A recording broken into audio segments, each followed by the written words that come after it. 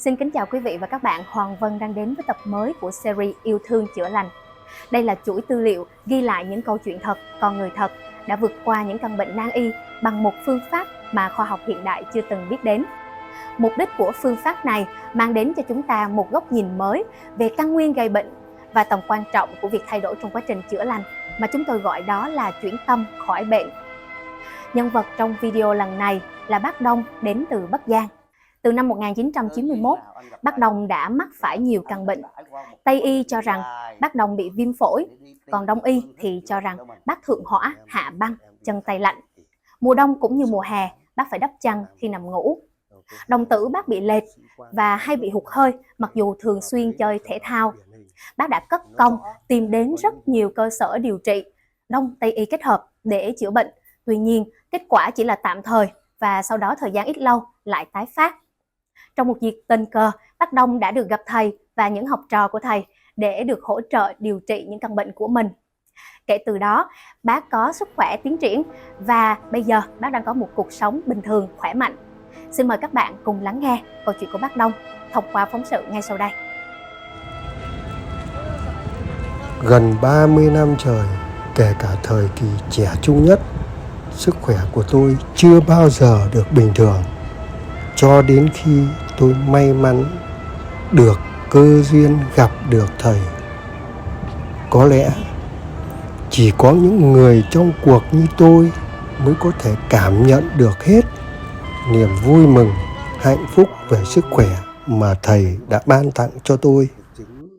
Trong ngành của em là bọn em đi khám định kỳ 6 tháng, một năm, khám là cũng tương đối cẩn thận. Cái bệnh của em thì nó dai dẳng, mặc dù là nó không đe dọa đến tính mạng, thế nhưng mà là gì, cứ đến Tây y ông chỉ có nã kháng sinh và ông cũng không giải quyết được cái bệnh của em là cái gì. Trời mùa hè nhưng em không dám dùng điều hòa, thậm chí quạt là em cũng chỉ dám quạt cho nó hất từ vai xuống đến đùi thôi.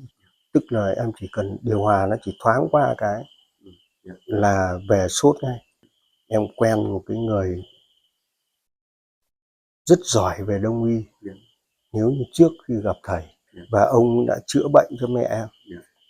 Mẹ em là cái người mà bệnh viện Bạch Mai trả về vì lý do là về hiện tượng bên ngoài nó là viêm đa khớp, tức là các khớp chân tay cứng đờ lại. Ông thầy đấy đã chữa cho mẹ em từ chỗ phải người phục vụ mà đến lúc tự đi lại được, và sống được 10 năm, hơn 10 năm nữa bà mới mất.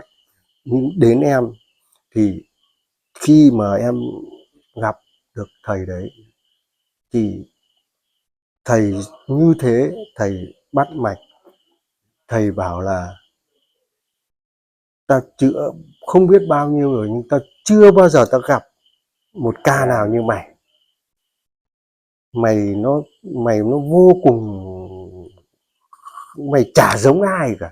Về mặt đông y thì ông nói là con người ta khi mà khí huyết lưu thông, âm dương điều hòa cân bằng thì nó không sinh bệnh. Nhưng của mày ấy, một nửa người ở trên thì là mày là cái khí huyết nó bốc ngược lên, cho nên là răng này, lợi này nó tụt, và nó nhưng nửa dưới thì lại là lạnh, cho nên chân mày nó lạnh, nhưng mày không thể chịu được cái chân. Thế nếu như muốn cân bằng được như người khác ấy, là toàn thân là nó là hoặc là bốc hỏa hoặc là âm, thì tao chỉ xử lý một cái được. Thế nhưng mà của mày thì nếu mà tao làm được cân bằng, kéo cái âm khí ở bên dưới lên để cho chân tay nó nóng thì nó không bị đau khớp tiếc nữa, không đau buốt chân, nó chịu được rét ở chân. Thì nó bốc hỏa lên trên đầu thì mày lại nguy hiểm, hạ cái hỏa ở phần trên xuống thì nó lại hỏng. Cứ được cái trên thì nó hỏng cái dưới, mà được dưới thì hỏng trên. Đấy là cái mà ông ấy phải chấp nhận là tao chịu rồi, tao bó tay. Và thế bây giờ cháu đi bệnh viện thì bệnh viện nó cũng chỉ xử lý được đến thế thôi. Bây giờ đến đây rồi mà em cũng đi Kính Nhưng mà thưa bệnh các viện định danh cái bệnh của anh là Không. bệnh gì? Không định danh được. Họ thì sao mà họ biết, họ chỉ biết mình sốt thì do viêm nhiễm thì họ tương kháng sinh vào chấm hết thế thôi. Thế còn bảo thế sao em cứ không chịu thế này thì người ta Như vậy anh uống kháng sinh bao nhiêu lâu anh Long? Ôi không, em lâu lắm rồi, em bị cái này bị dai dẳng nhiều lắm rồi. Từ năm 92 92 93 là nó đã bắt đầu đã bị rồi, mà lúc đấy là em đã hay chơi thể thao ấy, nó đã nó hay bị hạ đường huyết. Cái thứ hai là em có cái mắt, hai cái mắt này, cái mắt của em không phải cận bình thường đâu. Bà chị dâu em là trưởng phòng khám của bệnh viện tỉnh Bắc Giang nhé, là mắt nhá, bà ấy là trưởng khoa mắt nhá. Con gái bà là tiến sĩ mắt ở viện mắt trung ương, suốt ngày đi báo cáo ở các cái tổ y tế quốc tế đấy. Mà nó không thể nào nó lý giải được mắt của chú. Em mới bảo tại sao mắt của chú nhìn thẳng thì nó mờ, mà chú nhìn nghiêng đi thì nó nét.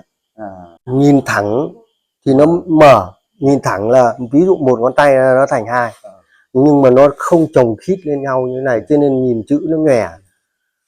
Thế nếu như em chỉ cần nghiêng như thế này thì nó lại nét, tức là cận thì đã đành rồi.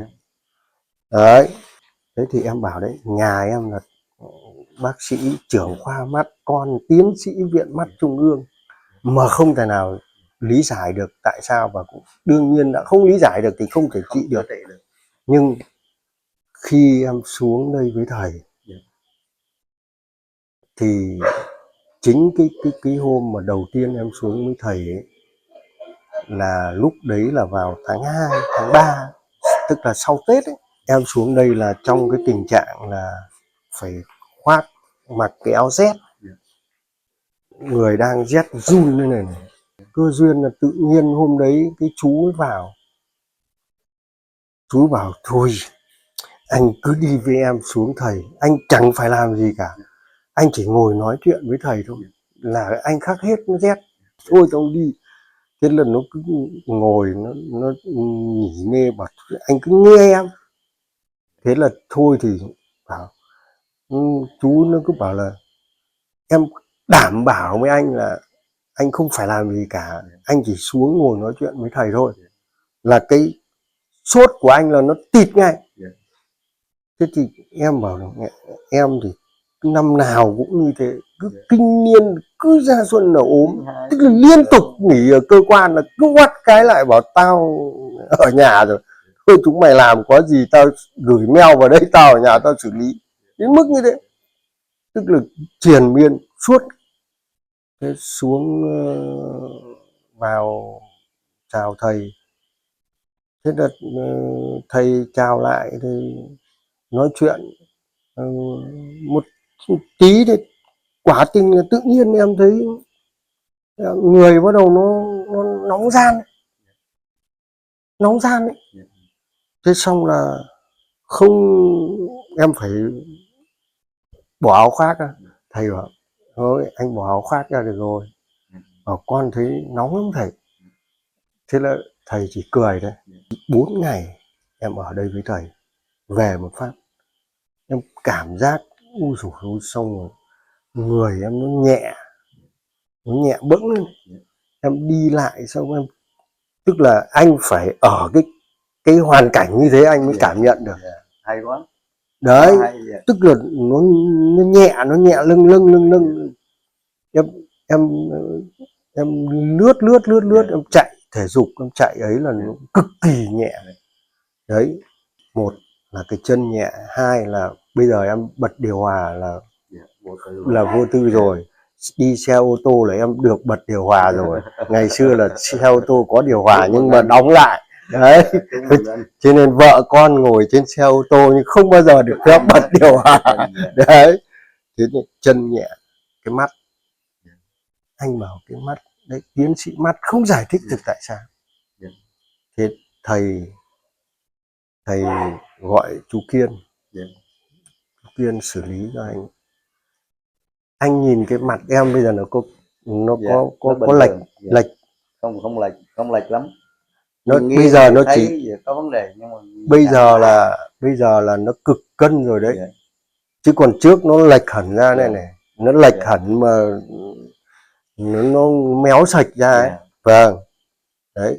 Dạ. Thầy đặt lại toàn bộ cái khung năng lượng, đặt lại toàn bộ khung năng lượng cho em. Sau đó chú Kiên, chú nắn lại cái hàm, và xử lý cái mắt. Cuối cùng tiến sĩ không giải thích được, nhưng chú Kiên nói một câu hoàn toàn chuẩn. Tất nhiên chú không phân tích, nhưng chú chỉ là của anh ấy là anh biết không, tại sao khi anh đi đo mắt cận ấy, là người ta phải lấy 2 cái tâm điểm.